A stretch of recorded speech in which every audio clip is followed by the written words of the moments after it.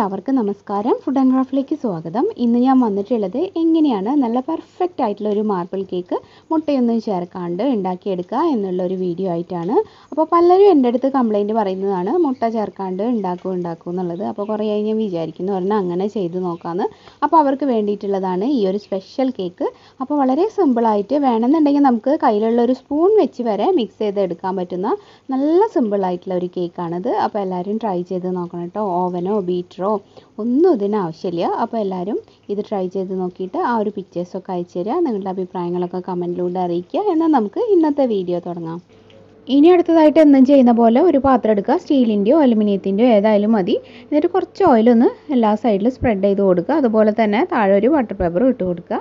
അപ്പോൾ butter paper ഇട്ടില്ലെങ്കിൽ പ്രശ്നമൊന്നുമില്ല, ഒന്ന് പൊടി തട്ടി എടുത്താൽ മതി. പക്ഷേ നമുക്ക് നല്ല പെർഫെക്റ്റ് ആയിട്ട് അടിഭാഗം കിട്ടാനാണെങ്കിൽ ഒരു ബട്ടർ പേപ്പർ ഇട്ട് കഴിഞ്ഞാൽ നന്നായിരിക്കും. അതുകൊണ്ടാണ് ബട്ടർ പേപ്പർ എങ്ങനെ ഉണ്ടാക്കുക എന്നൊക്കെ ഞാൻ ഓൾറെഡി വീഡിയോസ് ഇട്ടിട്ടുള്ളതാണ്.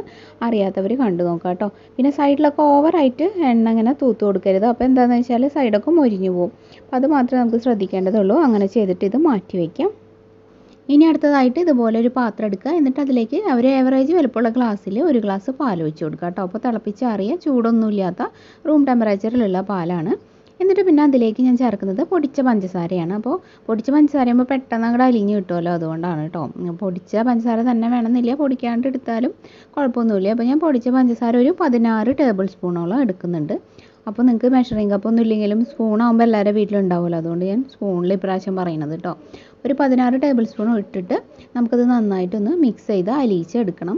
അപ്പോൾ നമുക്കൊരു വിസ്ക് വെച്ചിട്ടൊന്ന് നന്നായിട്ട് ഇളക്കി കൊടുക്കാം കേട്ടോ. അപ്പോൾ വിസ്ക് ഇല്ലെങ്കിൽ സാരമില്ല, സാധാരണ സ്പൂൺ വെച്ച് തന്നെ ഇളക്കിയാൽ മതി. അപ്പോൾ ഇത് നന്നായിട്ട് യോജിപ്പിക്കണം. ഇതിൻ്റെ ഇടയിൽ ഞാനൊരു ടീസ്പൂൺ വാനില എസൻസ് ചേർത്തിട്ടുണ്ടായിരുന്നു കേട്ടോ. അപ്പോൾ നല്ല കറക്റ്റായിട്ട് ഒരു കേക്കിൻ്റെ സ്മെല്ല് വരണ്ടേ അതിന് വേണ്ടിയിട്ട്. ഇനി പഞ്ചസാര നിങ്ങൾക്ക് ഒരു 1.25 ഗ്ലാസ് വരെയൊക്കെ ചേർക്കാം. ഞാൻ ടേബിൾ സ്പൂണിൽ പറഞ്ഞു എന്നേ ഉള്ളൂ. നിങ്ങളുടെ ആ ഒരു മധുരത്തിനനുസരിച്ച്, മധുരം കൂടുതൽ ഇഷ്ടമുള്ളവർ അതിനനുസരിച്ചൊക്കെ ചേർത്ത് കൊടുക്കുക കേട്ടോ. അപ്പോൾ പിന്നെ ഇനി നമുക്ക് ഇതിലേക്ക് ചേർക്കേണ്ടത് ഒരു നുള്ളു ഉപ്പ്. അപ്പോൾ ഏത് മധുരമുള്ള സംഭവം ഉണ്ടാക്കുമ്പോഴും കുറച്ച് ഉപ്പിട്ട് കഴിഞ്ഞാൽ ഒന്ന് മധുരം ബാലൻസ് ആയി കിട്ടും. അപ്പോൾ കുറച്ച് ഉപ്പും കൂടെ ചേർത്തിട്ട് ഒന്ന് നന്നായിട്ട് ഇളക്കുക. വിസ്ക് ഇല്ലെങ്കിൽ നിങ്ങൾക്ക് സ്പൂൺ വെച്ചിട്ട് ഇളക്കാം കേട്ടോ. ഇനി നമുക്ക് ചെയ്യേണ്ടത് എന്താണെന്ന് വെച്ചാൽ കുറച്ച് ഓയിൽ ചേർത്ത് കൊടുക്കണം. അപ്പോൾ ഇതിൽ മുട്ടയൊന്നും ഇല്ലല്ലോ, അപ്പോൾ ഓയിലും കൂടി ഇല്ലെങ്കിൽ അത്ര ടേസ്റ്റ് ശരിയാവില്ല. അപ്പോൾ അതുകൊണ്ട് ഒരു 5 ടേബിൾ സ്പൂണാണ് ഞാൻ സൺഫ്ലവർ ഓയിൽ ചേർത്ത് കൊടുക്കുന്നത്. അപ്പോൾ നിങ്ങളുടെ കയ്യിൽ ബട്ടർ ഉണ്ടെങ്കിൽ ബട്ടർ ഒന്ന് ഉരുക്കിയിട്ട് ചൂടില്ലാതെ ഒരു 5 ടേബിൾ സ്പൂൺ ചേർത്ത് കൊടുത്താൽ കൂടുതൽ നല്ലൊരു ടേസ്റ്റ് ഉണ്ടായിരിക്കും. അപ്പോൾ അത് നിങ്ങളുടെ ഇഷ്ടം പോലെ ചെയ്യാം. ഇത് എല്ലാം കൂടെ നന്നായിട്ട് അലിഞ്ഞ് മിക്സായി കഴിയുമ്പോൾ നമുക്കിത് മാറ്റി വയ്ക്കാം. പിന്നെ നമുക്ക് മൈദപ്പൊടി ഇതുപോലത്തെ ഒരു ഗ്ലാസ്സിൽ 2 ഗ്ലാസ്സാണ് ഞാൻ എടുത്തിട്ടുള്ളത്. അപ്പോൾ ലെവൽ ചെയ്തിട്ട് എടുത്താൽ മതി, ഇങ്ങനെ കുമിഞ്ഞ് നിൽക്കുന്ന രീതിയിൽ എടുക്കണ്ട കേട്ടോ, അത്രയും മതി. ഇനി നമുക്ക് ഇതിലേക്ക് ചേർക്കേണ്ടത് 1.5 ടീസ്പൂൺ ബേക്കിംഗ് പൗഡറും ഒരു 1/4 ടീസ്പൂൺ ബേക്കിംഗ് സോഡയാണ്. അപ്പോൾ ഇത് രണ്ടും കൂടെ ചേർത്ത് ഒന്ന് നന്നായിട്ട് ഇളക്കി യോജിപ്പിക്കുക.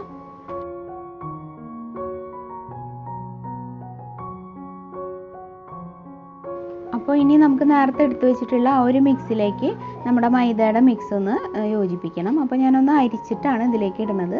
അപ്പോൾ ഡയറക്റ്റ് ഇങ്ങനെ അരിക്കാൻ പറ്റില്ലെങ്കിൽ വേറെ ഒരു അരിപ്പ് വെച്ച് അരിച്ചിട്ട് ഇതിലേക്ക് ചേർത്ത് കൊടുത്താൽ മതി കേട്ടോ. അരിച്ചാലേ കറക്റ്റ് നല്ലൊരു സോഫ്റ്റ്നെസ് കിട്ടുള്ളൂ.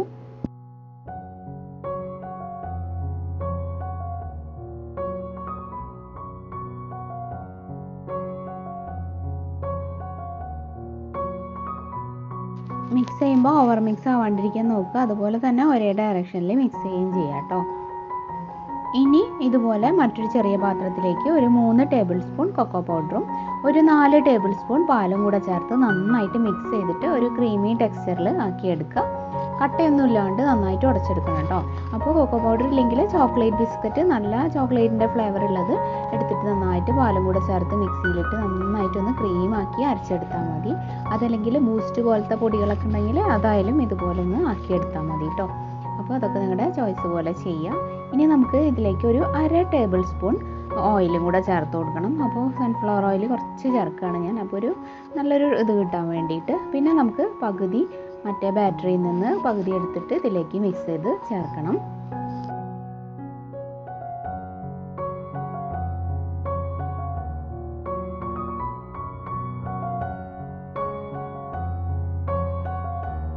ഇനി അടുത്തതായിട്ട് നേരത്തെ തയ്യാറാക്കി വെച്ചിട്ടുള്ള പാത്രം എടുക്കുക. അതിൻ്റെ സെൻറ്ററിൽ ആദ്യം വാനില ബാറ്റർ ഒരു കുഴിയുള്ള സ്പൂൺ വെച്ചിട്ട് ഒഴിച്ചു കൊടുക്കുക കേട്ടോ. ഇനി അതിൻ്റെ നടുവിലായിട്ടാണ് നമുക്ക് ചോക്ലേറ്റ് ബാറ്റർ ഒഴിച്ചു കൊടുക്കേണ്ടത്. അപ്പോൾ അങ്ങോട്ടും ഇങ്ങോട്ടും മിക്സ് ആവാണ്ട് പ്രത്യേകം ശ്രദ്ധിച്ചിട്ട് ഒഴിക്കുക കേട്ടോ. വേറെ വേറെ സ്പൂൺ ഉപയോഗിച്ചിട്ട് ഒഴിക്കുക. ഇനി ഇതിൻ്റെ സെൻറ്ററിൽ നമുക്ക് ഈ ഒരു ചോക്ലേറ്റ് ബാറ്റർ ഒഴിച്ച് കൊടുക്കാം. കണ്ടില്ലേ? ഇനി വീണ്ടും ഈ ഒരു സെയിം പ്രോസസ്സ് തന്നെ റിപ്പീറ്റ് ചെയ്യുക. അതിൻ്റെ സെൻറ്ററിൽ വീണ്ടും ആ ഒരു വെള്ള ബാറ്റർ പിന്നെ ഈ ഒരു ബ്രൗൺ അങ്ങനെ ഒഴിച്ചുകൊണ്ട് ഫുള്ളായിട്ട് ഒഴിച്ച് തീർക്കുക.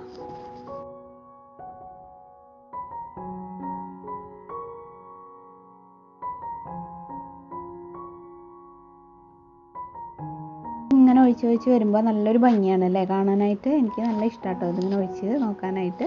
കണ്ടോ? ഇനി ഇത് നമുക്ക് എന്താ ചെയ്യേണ്ടതെന്ന് വെച്ചാൽ ഒന്ന് ടാപ്പ് ചെയ്തിട്ട് ഇതുപോലെ ഒരു സ്ക്യൂർ വെച്ചിട്ട് ഇങ്ങനെ ഒന്ന് ആക്കി കൊടുക്കുക. നമുക്ക് ഇഷ്ടമുള്ള ഡിസൈൻ വേണമെങ്കിൽ ഇത് വെച്ചിട്ട് വരയ്ക്കാം കേട്ടോ, നല്ല ഭംഗിയിലൊക്കെ.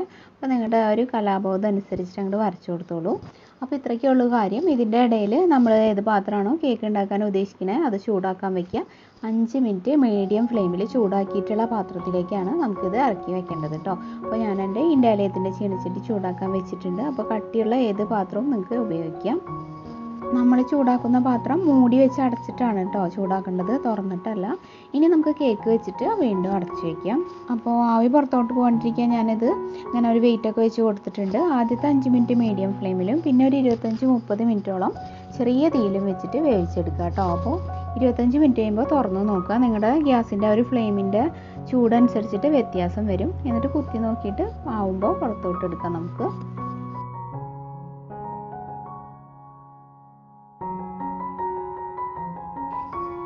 കേക്ക് ഇപ്പോൾ ദേ ഒരുവിധം ചൂടാറിയിട്ടുണ്ട്. ഫുള്ളായിട്ട് അങ്ങോട്ട് തണുത്തിട്ടൊന്നുമില്ല, എന്നാലും ഇപ്പോൾ നമുക്ക് എടുക്കാനൊക്കെ പറ്റുന്നുണ്ട്.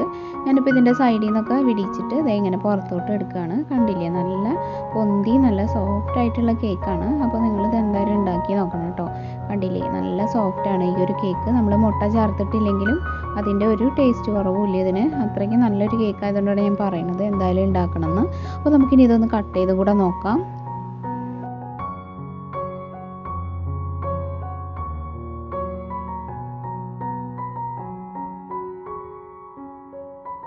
കണ്ടില്ലേ? ആ ഒരു ഉള്ളിലത്തെ ടെക്സ്ചറൊക്കെ നമ്മൾ കടയിൽ നിന്ന് വാങ്ങുന്ന പോലെ തന്നെ നല്ല പെർഫെക്റ്റ് ആയിട്ട് നമുക്ക് ഇതുപോലെ വീട്ടിൽ തന്നെ ഉണ്ടാക്കിയെടുക്കാൻ പറ്റും ഈ ഒരു കേക്ക്. അതിൻ്റെ ആ ഒരു ലൈൻസൊക്കെ ഉണ്ട്. വാനിലയുടെയും ചോക്ലേറ്റിൻ്റെ ഒക്കെ കൂടെ ടേസ്റ്റ് വരുമ്പോൾ സൂപ്പർ ടേസ്റ്റാണ്. കുഞ്ഞുങ്ങൾക്കൊക്കെ നന്നായിട്ട് ഇഷ്ടപ്പെടും. എല്ലാവരും ഉണ്ടാക്കി നോക്കണം കേട്ടോ. അപ്പോൾ ഇന്നത്തെ വീഡിയോ എല്ലാവർക്കും ഇഷ്ടമായിട്ടുണ്ടാവുമെന്ന് വിചാരിക്കുന്നു. വീഡിയോ ഇഷ്ടമായെങ്കിൽ എന്നും പറയുന്ന പോലെ ഈ വീഡിയോന് താഴെയുള്ള ലൈക്ക് ബട്ടൺ ഒന്ന് പ്രസ് ചെയ്യുക. ഇത് നിങ്ങളുടെ ഫ്രണ്ട്സും റിലേറ്റീവ്സും ഒക്കെ ആയിട്ടൊന്ന് ഷെയർ ചെയ്യുക. അതുപോലെ നിങ്ങളുടെ അഭിപ്രായങ്ങളൊക്കെ കമൻറ്റിലൂടെ അറിയിക്കുക. പുതുതായിട്ട് ആരെങ്കിലും നമ്മുടെ ചാനൽ ഇപ്പോൾ കാണുന്നുണ്ടെങ്കിൽ ഒന്ന് സബ്സ്ക്രൈബ് ചെയ്തിട്ട് നമ്മുടെ ഫാമിലിയിൽ ജോയിൻ ചെയ്യണം കേട്ടോ. സബ്സ്ക്രൈബ് ചെയ്യുമ്പോൾ ബെല്ലൈക്കൺ ക്ലിക്ക് ചെയ്യുക. ഓൾ എന്നുള്ളൊരു ഓപ്ഷനും എനേബിൾ ആക്കുക. എന്നാലേ ഞാൻ ഇടുമ്പോൾ തന്നെ വീഡിയോസിൻ്റെ നോട്ടിഫിക്കേഷൻസ് ഒക്കെ നിങ്ങൾക്ക് കിട്ടുള്ളൂ. പിന്നെ പ്രാർത്ഥനാസ് വേൾഡ് എന്തായാലും എല്ലാവരും ഒന്നും കണ്ടു നോക്കി സപ്പോർട്ട് ചെയ്യണം. നമ്മുടെ ഫേസ്ബുക്ക് പേജും എല്ലാവരും ലൈക്ക് ചെയ്യുക, അതുപോലെ തന്നെ ഫോളോ ചെയ്യുക കേട്ടോ. അപ്പോൾ അതൊന്നും മറക്കരുത്. പിന്നെ കഴിഞ്ഞ ദിവസം ഞാൻ ഇട്ടിട്ടുണ്ടായിരുന്നു ബിസ്ക്കറ്റ് വെച്ചിട്ട് ഇതുപോലത്തെ ഒരു മാർബിൾ കേക്ക് ഉണ്ടാക്കുന്നത്. അതും വളരെ ഈസി ആയിട്ടുള്ള റെസിപ്പിയാണ്. അപ്പോൾ താല്പര്യമുള്ളവർ അതും കണ്ടു നോക്കുക. പിന്നെ കഴിഞ്ഞ ദിവസം ഇട്ടിട്ടുള്ള ക്രാഫ്റ്റിൻ്റെ വീഡിയോ നമ്മൾ മരുന്നിൻ്റെ ഒരു കവറില്ലേ അത് വെച്ചിട്ട് അടിപൊളി ഒരു റീയൂസ് ഐഡിയ ഇട്ടിട്ടുണ്ടായിരുന്നു. അപ്പോൾ അതും കാണാത്തവർ കാണാം കേട്ടോ, ക്രാഫ്റ്റ് ഇഷ്ടമുള്ളവരാണെങ്കിൽ. അപ്പോൾ ഇന്നത്തെ വീഡിയോയിൽ ഇത്രയ്ക്കൊക്കെ പറയാനുള്ളൂ. നാളെ മറ്റൊരു നല്ല വീഡിയോ ആയിട്ട് വരാം. അതുവരെ എല്ലാവർക്കും നന്ദി. കണ്ടുകൊണ്ടിരിക്കുക. Thank U.